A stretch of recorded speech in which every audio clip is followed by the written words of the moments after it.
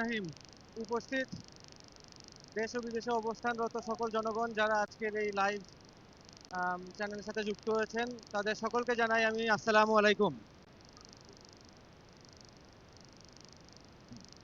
আমি আবরার ইলিয়াস।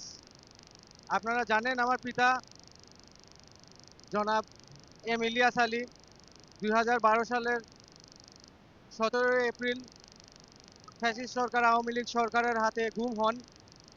দীর্ঘ 13 বছর ধরে আমরা তার কোনো খোঁজ খবর পাইনি। আমরা তার খোঁজের জন্য এখনো অপেক্ষমান রয়েছি। সেই সাথে আপনারা জানেন যে আগামীকাল 25শে ডিসেম্বর আমাদের দেশনায়ক তারেক রহমান দীর্ঘ 17 বছর পরে প্রবাস জীবনরত ছেড়ে দীর্ঘদিন পর বাংলাদেশে প্রত্যাবর্তন করতে যাচ্ছেন। তারই ফলশ্রুতিতে আমরা আমাদের পরিবার সহ, আমার ভাই সহ এবং আমার এলাকার বাংলাদেশ জাতীয়তাবাদী দল এবং এর সকল অঙ্গ সংগঠনের নেতৃবৃন্দ সহ আজকে আমরা এখানে উপস্থিত হয়েছি। জনাব তারেক রহমান 300 ফিট এলাকায় এসে এই আপনারা যে পিছে স্টেজ দেখতে পাচ্ছেন, সেখানে তিনি আমাদের জন্য, দেশবাসীর জন্য বক্তৃতা রাখবেন এবং আমাদের জন্য দিক নির্দেশনামূলক কথা বলে যাবেন।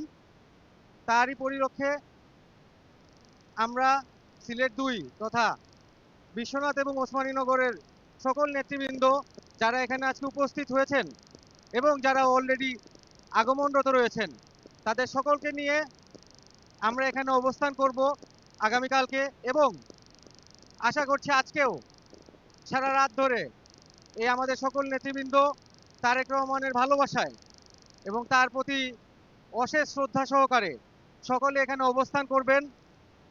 তার ফিরে আসা এবং তার প্রত্যাবর্তনের দিনে আমরা দীর্ঘদিন ধরে অপেক্ষমান রয়েছি। তার অবর্তমানে বাংলাদেশ ফ্যাসিস্ট সরকারের আমলে কুক্ষিগত রয়েছিল এবং সেই 5ই আগস্ট তাদের চলে যাওয়ার পরে বাংলাদেশে একটি নতুন বাংলাদেশ বিনির্মাণের জন্য জনাব তারেক রহমানের নেতৃত্বে বাংলাদেশ জাতীয়তাবাদী দল একটি নতুন বাংলাদেশ গড়ে তোলার প্রতিশ্রুতি নিয়ে এগিয়ে যাচ্ছে। এবং সেই সাথে আমরা আমাদের পরিবার এবং দলীয় নেতৃবৃন্দ সহ আমরা সকলেই তার সাথে সহযোগিতা সহকারে এবং তার সাথে দেশকে এগিয়ে নিয়ে যাওয়ার জন্য এবং বিশেষ করে আমাদের এলাকা সিলেটকে এগিয়ে নিয়ে যাওয়ার জন্য আমরা দৃঢ়চিত্তে অবস্থান করছি। এবং আপনাদের দোয়ায় ইনশাল্লাহ সামনেও বাংলাদেশ জাতীয়তাবাদী দল একটি সুন্দর বাংলাদেশ গড়ে তুলবে, এতে কোনো দ্বিধাদ্বন্দ্ব নেই। এবং বাংলাদেশ একটি সুন্দর বাংলাদেশ গড়ে তোলার জন্য জনাব তারেক রহমানের যে কোনো বিকল্প নেই।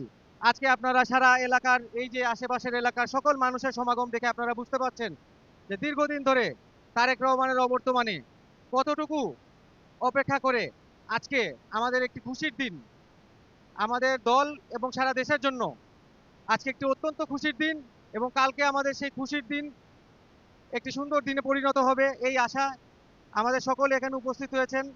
এবং আরো এলাকা থেকে আমাদের সকল নেতৃবৃন্দ আসতেছেন, পুরো সিলেটবাসী, কারণ আমাদের দেশনায়ক তারেক রহমান বলেছেন তিনিও হাফ সিলেটি এবং তিনিও আমাদের দামান। তাকে রিসিভ করতে এবং তার প্রত্যাবর্তনে ইতিহাসের সাক্ষী হয়ে থাকতেই আমরা আজকে এখানে উপস্থিত হয়েছি। আপনাদের কাছে দোয়া প্রার্থনা করছি আমাদের দেশনেত্রী বেগম খালেদা জিয়া যাতে সুস্থ অবস্থায় আমাদের মাঝে ফিরে এসে আমাদের দিক নির্দেশনা দিয়ে আমাদের দেশকে এবং আমাদের দলকে এগিয়ে নিয়ে যেতে পারে। এবং সেই সাথে গুম হওয়া সকল ব্যক্তিদের জন্য ফিরে পাওয়ার দাবিতে আমি দোয়া চেয়ে আমি আমার সংক্ষিপ্ত বক্তব্য শেষ করতে যাচ্ছি। আসসালামু আলাইকুম। বাংলাদেশ জিন্দাবাদ।